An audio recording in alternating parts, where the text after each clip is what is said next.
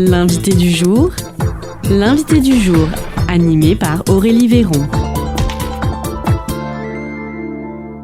L'invité du jour sur Espoir FM aujourd'hui, c'est Jérôme Chabert, le directeur artistique de l'Auditorium de Preixas. On vous reçoit régulièrement sur nos antennes, ça fait plaisir de vous retrouver. Vous avez passé un bel été, Jérôme Chabert ? Oui, excellent été à la cathédrale de Saint-Caprais où nous avons eu la 23e édition des Heures d'Orgue et nous avons connu un grand succès qui était peut-être même encore au-delà de ce qu'on avait connu avant le Covid. C'est la première année, ça fait du bien, ça montre que les gens ont besoin de musique, ont besoin des arts et ont besoin de culture. Ah, ça c'est une très très bonne nouvelle. Ce qui est plus difficile, ça va être de pousser les murs de la cathédrale quand même, au bout d'un moment. Voilà, c'est sûr. On avait régulièrement 4 à 500 personnes tous les mercredis de l'été. D'accord. Eh bien, très belle saison. On va rappeler à nos auditeurs l'auditorium de Preixas et l'Institut Marc de Rance. Si on peut présenter l'Institut Marc de Rance. Oui, alors l'Institut Marc de Rance, c'est une association loi 1901 dont l'objet est l'enseignement et la promotion de la musique classique en milieu rural. Et donc cette association qui porte le nom de Marc de Rance, qui était un compositeur français et aiguillonnais, qui a été organiste et maître de chapelle dans de nombreuses églises parisiennes dans la première moitié du XXe siècle. Et donc cette association a été créée pour organiser les concerts d'orgue de la cathédrale depuis 23 ans. Et à l'arrivée du projet de l'ouverture de la salle de l'auditorium de Preixas, cette association a pris aussi en charge la programmation. Et donc je suis le directeur artistique de ces deux pôles, la cathédrale d'Agen et l'auditorium de Preixas. Alors l'auditorium de Preixas, c'est une salle unique en France. C'est un auditorium, c'est une salle qui est spécialement aménagée selon des normes acoustiques pour écouter de la musique ou pour écouter aussi des orateurs sans micro, de façon tout à fait naturelle. Et cet auditorium que nous avons la chance d'avoir est la seule salle en milieu rural prévue à cet effet en France. D'accord. Et puis, c'est aussi une école de musique, c'est bien ça. Des cours sont donnés aussi à l'auditorium ? Voilà.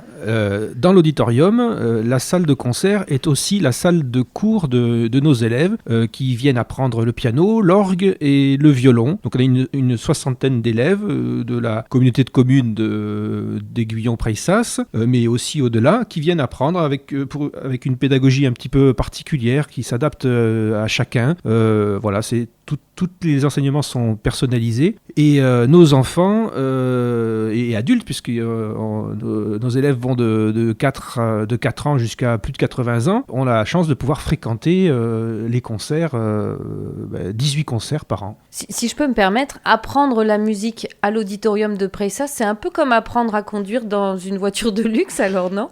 Avoir un si bel écran ? C'est une chance inouïe. Moi-même qui ai fait mes études de musique, j'ai jamais, en tant qu'élève, connu de telles conditions. Le projet, c'était réellement de pouvoir de faire en sorte que nos élèves puissent fréquenter un lieu où la musique de haut niveau était exécutée. Donc ils peuvent fréquenter tous les musiciens qui viennent, qui souvent d'ailleurs donnent des masterclass à nos élèves. Ils les jouent sur des excellents instruments. Évidemment, le grand piano de concert est réservé pour les auditions, mais ils y ont accès 2 fois par an. 2 fois par an, ils peuvent jouer sur ce grand Fazioli magnifique. Et puis évidemment, ils ont des conditions dont tout le monde rêverait. Moi, le premier, quand j'étais petit, j'ai jamais eu droit à ça. Et donc effectivement, c'est royal. Et on peut encore s'inscrire au cours de musique, c'est encore possible ? Oui, alors tant qu'il reste de la place, on peut effectivement s'inscrire en cours d'année. Les places libres, ce sont les élèves qui arrêtent souvent parce qu'ils ont passé le bac, donc ils partent faire leurs études. Donc ce sont les élèves qui partent qui laissent une place. Il y en a cette année très peu, mais il y en a quand même. D'accord. Ah oui, c'est quand même... Il y a une liste d'attente, en fait, quasiment. Et oui, parce qu'en fait, on est que 2 à enseigner dans cette structure, et puis on ne pourrait pas être davantage, parce que il y a une grande salle, et ensuite des petits studios de répétition. Donc on peut pas être à 2 en même temps à faire les cours. Donc ça aussi, ça limite un petit peu. Et puis, notre but, c'est pas non plus d'avoir 200 élèves, c'est de pouvoir former des gens qui, surtout, vont plus tard tard avoir le goût de fréquenter les concerts de musique. Vous êtes deux à enseigner, ça veut dire vous enseignez sur quel instrument à vous deux? Nous avons alors mon épouse Pauline qui est organiste concertiste, enseigne l'orgue et le violon puisque c'est son premier instrument. Et moi j'enseigne l'orgue aussi et le piano.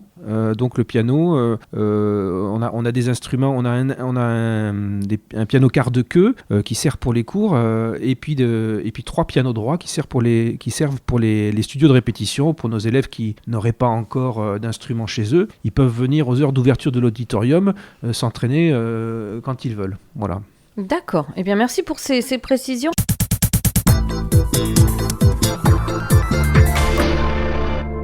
Je le rappelle à nos auditeurs, l'invité du jour, c'est Jérôme Chabert, donc le directeur artistique de l'Auditorium de Preyssas et de l'Institut Marc de Rance. Eh bien, on fait un petit point sur cette nouvelle saison qui commence. On va donner les prochains concerts que l'on va pouvoir découvrir à l'Auditorium de Preyssas. Le prochain, c'est le dimanche 12 octobre. Alors avant, on le signale, la plupart du temps, de toute façon, les concerts, c'est le dimanche à 16h, voilà, c'est ça. C'est toujours le dimanche à 16h, sauf une fois au mois de juin où on va proposer l'intégrale des trios de Beethoven, et donc là ce sera sur un week-end. Donc il y aura des concerts aussi le samedi. Mais sinon c'est toujours le dimanche à 16h. Je voudrais juste préciser que la saison a commencé déjà le 14 septembre et que on a certainement eu un des plus beaux concerts qu'on a jamais eu à l'auditorium, d'un niveau absolument incroyable, avec Roustem Saïdkoulov qui a joué les 24 préludes et les 4 ballades de Chopin. C'était un des grands moments de cet auditorium. Les gens étaient tellement époustouflés qu'ils avaient presque un peu du mal à applaudir, tellement ils avaient reçu d'émotions de ce beau concert. Voilà, je voulais le signaler. Alors évidemment, ça a commencé très fort. Et puis, donc le prochain concert, effectivement, c'est le 12 octobre avec aussi deux artistes russes, une pianiste géorgienne qui est très célèbre pour être une des meilleures accompagnatrices à l'heure actuelle, qui s'appelle Nino Pavlenishvili, qui accompagnera la grande Katia Napolskaya qui est soliste à l'Opéra de la Monnaie à Bruxelles, et ainsi que Christian Mungugu qui est lui baryton à l'Opéra de Paris, qui est aussi connu pour ses rôles de baryton à travers le monde, qui viendront à 3 chanter les mélodies de Tchaïkovski et de Rachmaninov. D'accord. Donc ensuite, le dimanche 2 novembre, c'est un nouveau concert. Voilà, un concert en famille. C'est Denis Pascal, et le grand pianiste français qui est le professeur du Conservatoire national supérieur de musique de Paris et qui forme tous les pianistes de la jeune génération, comme par exemple Vincent Mussat ou bien d'autres que nous avons eu l'occasion d'entendre à Preyssas. Il viendra accompagné de son fils Alexandre, qui est violoniste, et ils vont jouer tous les deux Schubert, donc la sonatine, Janáček, la fameuse sonate pour piano et violon, et l'immense chef-d'œuvre de Ravel, qui est aussi sa sonate pour violon et piano. Alors on avait déjà reçu Denis Pascal tout seul au piano, et on l'avait reçu aussi en trio avec son deuxième fils Aurélien, qui a été victoire de la musique classique. Donc c'est du très très grand niveau et des gens d'une grande simplicité qu'on peut très facilement rencontrer à la fin du concert. Et puis, le dimanche 16 novembre, un nouveau concert avec le retour de la pianiste géorgienne dont vous venez de nous parler, c'est ça? Oui, absolument. Elle revient avec une de ses amies, qui est une violoniste russe, qui s'appelle Tamar Boulia, et qui vont, cette année, on va avoir 3 concerts de piano et violon, et à chaque fois, avec évidemment, aucune œuvre ne sera doublée, c'est que du répertoire différent. Et là, le 16 novembre, ce sera des œuvres de Mozart, de Szymanowski, c'est un compositeur polonais, qui est beaucoup moins connu par exemple que Chopin évidemment, mais avec de la musique absolument magnifique. et un compositeur géorgien qui s'appelle Taktakishvili, qu'il faut venir découvrir, parce que souvent on n'ose pas venir découvrir des compositeurs qu'on ne connaît pas, qui fait de la musique absolument extraordinaire et dont la violoniste est spécialiste. Voilà, donc ce sera Nino Pavlenichvili au piano et Tamar Boulia au violon le 16 novembre à Pressas. Le dimanche 30 novembre, retour du lyrique à l'auditorium de Pressas. Voilà, cette année on a beaucoup de piano et de violon et beaucoup de chant. Le chant c'était un petit peu ce qui manquait à Pressas. Et bien cette année c'est corrigé avec il y aura 3 concerts avec de la voix. Et donc là le 30 novembre c'est le célèbre baryton Thomas Dollier qui est à l'Opéra de Bordeaux, qui sera accompagné de Jean-Philippe Guillot au piano, qui est lui professeur de piano au pôle supérieur du Conservatoire de Bordeaux, et qui vont jouer un programme autour du thème des fantômes de l'opéra. Alors les fantômes dans la littérature de l'opéra est présent chez bien des compositeurs,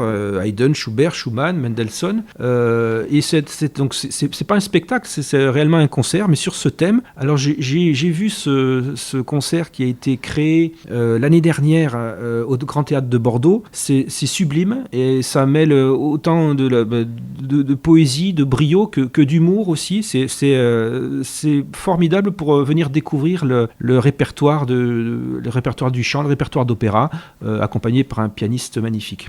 Et puis pour terminer cette année, le dernier concert de 2025, c'est le dimanche 14 décembre à 16h, avec un pianiste qui est déjà venu, non ? C'est la première fois ?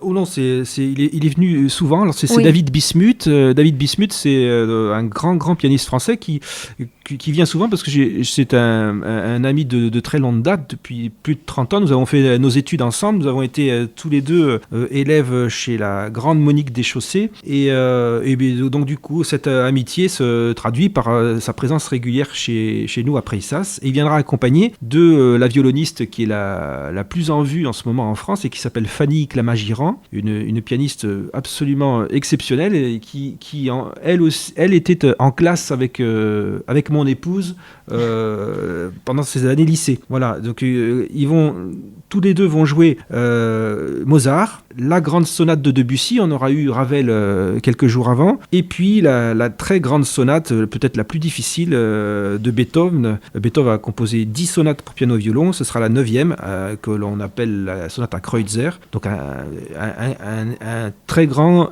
concert pour terminer cette année 2025. Est-ce que on peut encore réserver ses places pour l'un de ces concerts ? Comment est-ce que l'on fait ? Bien sûr. Alors c'est très facile. Il suffit de se rendre sur notre site internet qui est www.institut Marc de Rance, tout attaché. Rance, ça s'écrit avec un S, RANSE.com, ou bien de nous téléphoner au 06 11 95 87 12 si on n'a pas internet, et nous ferons la procédure pour vous par téléphone si besoin. Voilà. Et puis bien sûr, là on a donné les concerts jusqu'à la fin de l'année 2025, mais la programmation 2026 est déjà en place aussi. Donc on invite les auditeurs à consulter le site internet de l'auditorium de Pressas, de l'Institut Marc de Rance, pour pouvoir réserver aussi et découvrir la programmation complète de 2025-2026. C'est bien ça, hein ? Oui, tout à fait. On peut sur notre site télécharger la brochure avec tous les concerts. Il y a 18 concerts cette année qui vont donc du début du mois de septembre jusqu'à la fin du mois de juin, avant que ne recommencent les concerts d'orgue en juillet et août. Voilà, une année complète. En tout cas, merci beaucoup Jérôme Chabert d'être venu nous partager ce début de programmation à l'auditorium de Pressas. Et puis, on espère retrouver nos auditeurs sur place à l'auditorium pour découvrir tous ces magnifiques concerts. Merci à vous Jérôme Chabert. Merci beaucoup. C'était l'invité du jour, animé par Aurélie Véron.